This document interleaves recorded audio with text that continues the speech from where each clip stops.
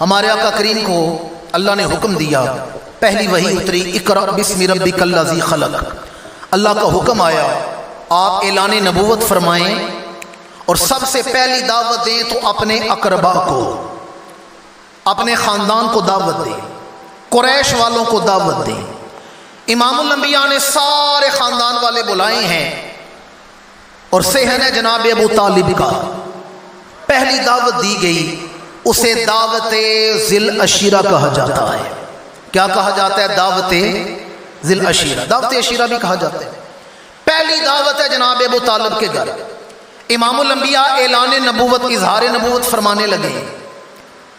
سارے خاندان والے سامنے ہیں اور حضور نے فرمایا میں اللہ کا نبی ہوں،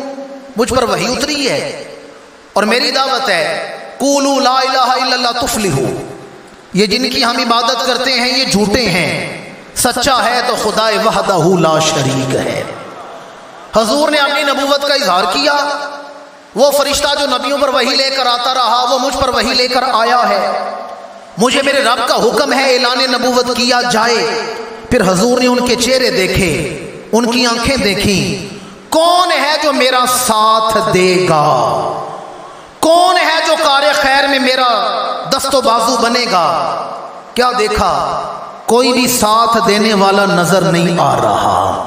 یہ وہ ہیں جو خونی رشتہ دار ہیں، یہ قریبی رشتہ دار ہیں، یہ اپنا خاندان ہے۔ امام الانبیاء حیران ہے، میں تو وہ ہوں جسے دشمن بھی صادق اور امین کہہ کے بلاتے ہیں، میری صداقت پر، میری امانت داری پر انہیں یقین ہے، پھر میری دعوت نہیں مان رہے۔ بعض روایتوں میں 3 دن دعوت دی گئی، کوئی بھی حضور کا ساتھ نہیں دے رہا۔ ایک دن حضور دعوت دے رہے ہیں، کوئی نہیں بول رہا، اچانک ایک کونے سے ایک 12-13 سالہ بچے کی آواز بلند ہوئی، ایک بچہ بولا ہے اور لفظ کے آتے عرض کیا، یا رسول اللہ اگرچہ میری پنڈلیاں کمزور ہیں، اگرچہ میں آشوب چشم میں مبتلا ہوں، میری آنکھیں دکھتی ہیں، اگرچہ میری عمر تھوڑی ہے، پر یا رسول اللہ ابو طالب کا بیٹا علی بن ابی طالب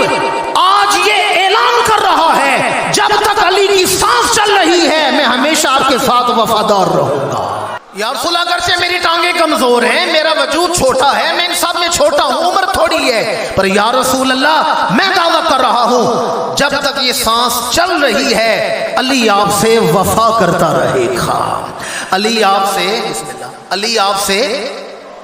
بولتے نہیں آپ لوگ، علی آپ سے، یہ روایت ہے، تاریخ میں بھی ہے، حدیث میں بھی یہ ملتی ہے، پڑھتے آ رہے ہیں، سنتے آ رہے ہیں۔ ظاہر میں ان لوگوں نے صرف یہی دیکھا کہ مولا علی نے دعویٰ کیا، پھر مولا علی نے ثابت کر دیا مرد لگاتے کس طرح ہیں پھر نبھاتے کس طرح ہیں۔ انہوں نے کہا ساری زندگی پھر مولا علی نے وفا کی ہے شہادت تک، وہ امور خلافت ہو، سپہ گری ہو، یا آپ کی فقیہانہ بصیرت ہو، آپ کے فیصلے ہوں، مولا علی نے بڑا ساتھ دیا ہے۔ یہاں تک کہ لوگوں کی نگاہ ہے، بعض لوگوں کی نگاہ یہاں تک کی تھی کہ مولا علی کا جو دعویٰ تھا نا وہ آپ کی شہادت تک آ کے مکمل ہو گیا، پر اہل نظر کہتے ہیں نا،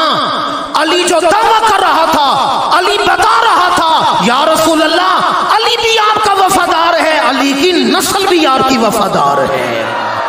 علی بھی آپ کا وفادار ہے، علی کی نسل بھی آپ کی وفادار ہے، علی بھی آپ کا وفادار ہے، علی کا خون بھی آپ کا وفادار ہے۔ یا رسول اللہ میں بھی آپ کا وفادار ہوں، میرا حسن بھی آپ کا وفادار ہے،